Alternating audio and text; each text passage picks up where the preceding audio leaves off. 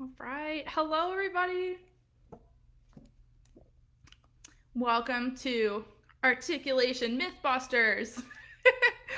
So I thought we'd just have a nice little coffee chat today. I am caffeinating for my Friday. I have some rehearsals later. And Amanda and I are working on Woodwind Academy, which we're really excited about.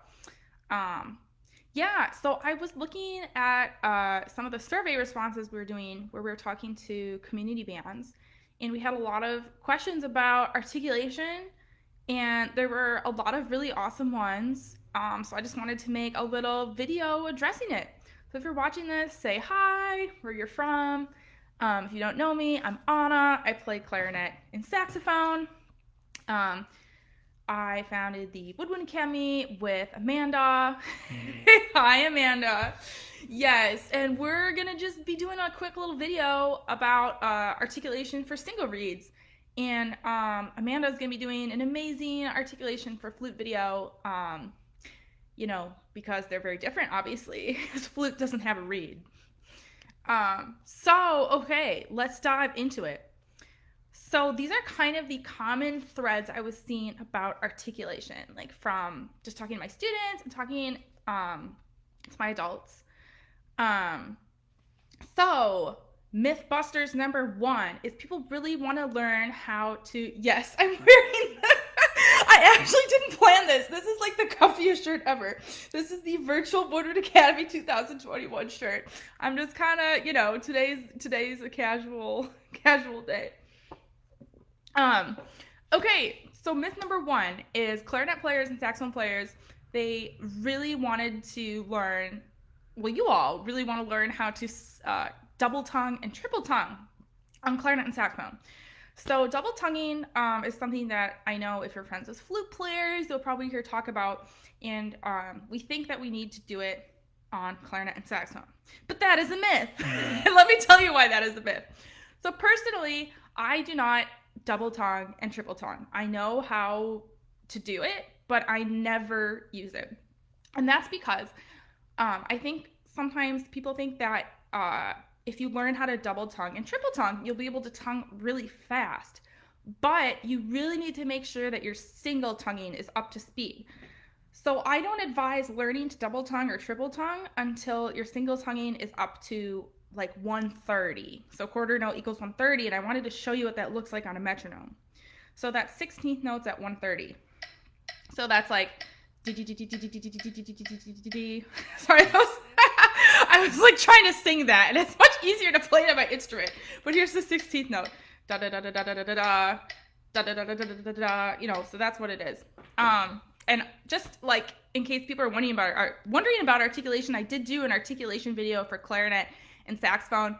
I use the articulation syllable D a lot.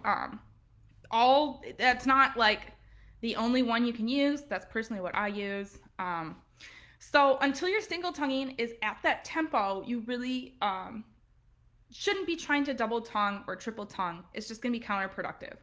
That's my opinion. Yeah, and a lot of other professional musicians I talk to, my teachers, seems to be kind of on the same page with that.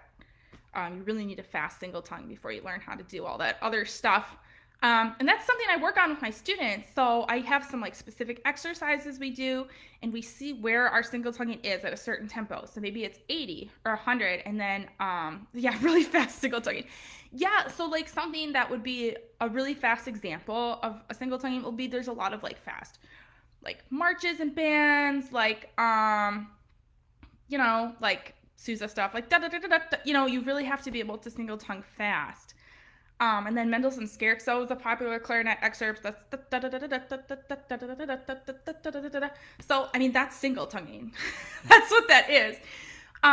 So I have some specific exercises that I teach people, and it's really cool to see kind of your articulation improve over time. Like, so you just need a baseline. Just sit down with your metronome and figure out where it is right now. It doesn't matter if it's like 60 or 80 or whatever. And then there's some ways to increase that over time, but just figuring that out. Okay, enough about that. Second articulation myth. All right, this is fun. I feel like I'm on like Mythbusters or something. except for like doing a music one. Okay, is you don't have to practice articulation every day. Okay, maybe I shouldn't say every day, but you don't have to practice your articulation. It will just happen. You have to practice articulation just like practicing your long tones and warm up. So the tongue is a muscle, right? So the more you practice it, the more you develop your muscle. And if you're not practicing and using it over time, you're going to lose speed. So I've noticed, I like to give myself breaks on the clarinet. So during the summer, I'll take a week, sometimes more, off from playing, just to refresh myself from clarinet and saxophone. Sometimes flute too. Sorry, Amanda. Sometimes the flute needs a little break. And I've noticed that when I get back to the instrument, my speed is a little bit slower. I'm able to get it back, but that's because I'm not working it out.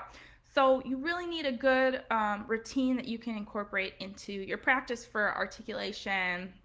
And I have a lot of different ones that I do with my students for that. But basically, you should be trying to practice it whenever you're practicing your instrument. And it doesn't have to be an extensive period of time. It can really just be a few minutes if you have that. But making sure to practice it. And if it sounds bad, that's okay. Like, it's good to be practicing things that are sounding bad in the practice room. That means that you're improving and working on something. Okay, and the final myth buster is that all kinds of articulation are the same. This is probably a common myth buster that we get for the flute too.